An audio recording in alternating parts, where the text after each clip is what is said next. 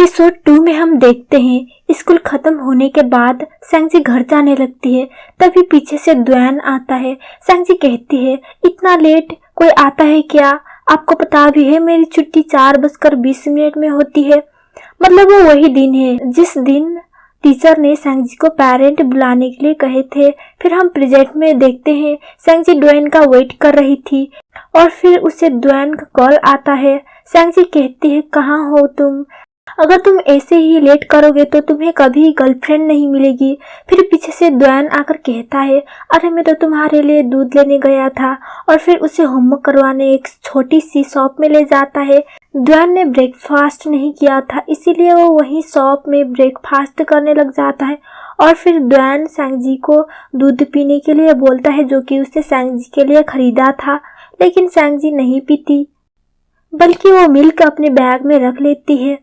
फिर हम पास्ट में देखते हैं द्वैन और सैंगजी टीचर के पास जाते हैं। सैंगजी द्वैन को कहते हैं, सैंगजी का पढ़ाई तो ठीक है, क्लास में टॉप करती है, लेकिन वो क्लास में मेरा लेसन नहीं सुनती। दूर से खड़ी सैंगजी बस टीचर के बातें सुन रही थी। उसके साइड में एक और लड़का था। वो लड़का कहता है, ये तुम्हारे भाई है क्या? सैंगजी कहती है, हाँ मेरा भाई है। टीचर तो भाषण ही देने लग जाते हैं और बस द्वैन टीचर के सब बात में हाँ मिलाते जा रहा था। और फिर वो सैंगजी को टीचर से माफी मांगने के लिए कहता है। सीन फिर से प्रेजेंट में आता है। जब वो दोनों स्कूल पहुंचते हैं, द्वैन एक पेज सैंगजी के बैग में डाल देता है। सैंगजी पूछती है, ये क्या है? तो फिर द्वैन बताता है, मैंने चुपके से तुम्हारे भाई के बारे में ऐसे पढ़ लिया था, तो मैंने भी एक ऐसे लिख दिया तुम्हारे भाई के बारे में, तुम्हारे बिहाफ में। फिर सैंगजी वो ऐसे देखने लगती है, लेकिन पीछे से उसके फ्रेंड आकर उसे पेपर दिखाने के लिए बोलती है और बेचारी को वो सब छुपाना पड़ता है। फिर उनके पास टपक जाते हैं लौंडे।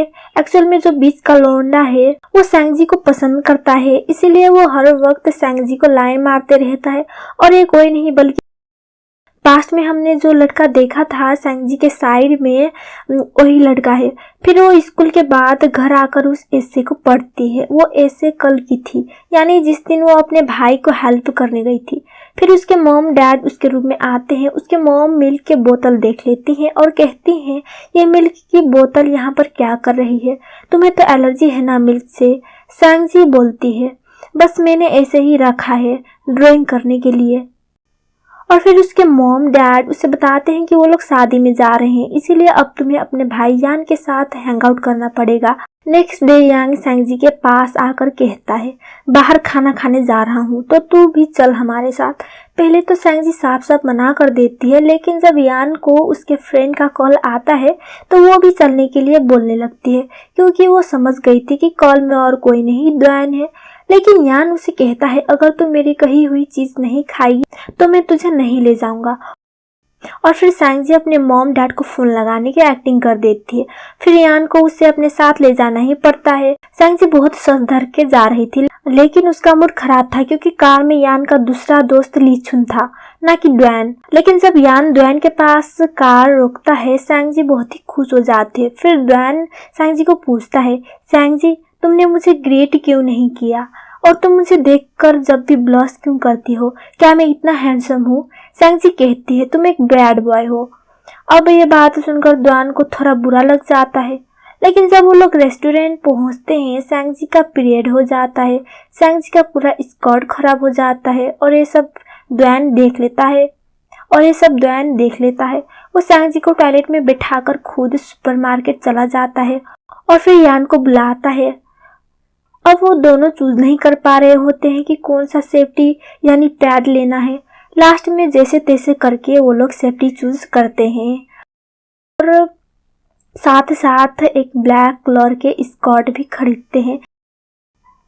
उसे बहुत बुरा लग रहा था, उसे शर्म आ रही थी क्योंकि सब द्वैन ने देख लिया था। तभी एक लेडी आकर सैंगजी को कपड़े और सेफ्टी देती है। जब सैंगजी चेंज करके बाहर निकलती है, यान को देखती है और चुपने लगती है। यान कहता है, क्या हुआ तुझे? सैंगजी कहती है, ये बहुत ही शर्म की बात है। यान कहता है, नहीं तो कैसी शर्म, सब लड़कियां तो होती हैं, इसमें शर्माने वाली क्या बात है?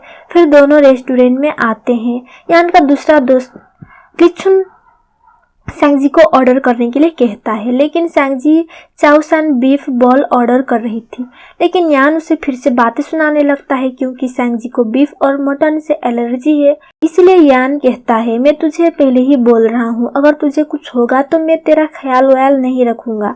फिर लीचुन कहता है, तो ठीक है सैंगजी, तुम मत खाओ वो, क्योंकि तुम बीमार पड़ जाओगी।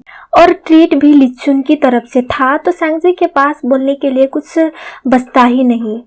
डुआन सैंगजी के लिए हॉट वाटर लाकर देता है और फिर जो खाना सैंगजी खाने जा रही थी उसमें भी कुछ बीफ और मटन था। डुआन वो सेपरेट कर रहा था। डुआन सैंगजी का बहुत ही केयर कर रहा था, जो कि सैंगजी को बहुत ही अच्छा लगता है। और फिर एपिसोड 2 की एंडिंग यहीं पर हो जाती है। गाइस, वीडियो अच्छी लगी हो तो वीडियो को लाइक कर देना और चैनल को सब्सक्राइब करना मत भूलना। आई होप आप लोग कर दोगे। और आज के लिए इतना ही। Bye bye.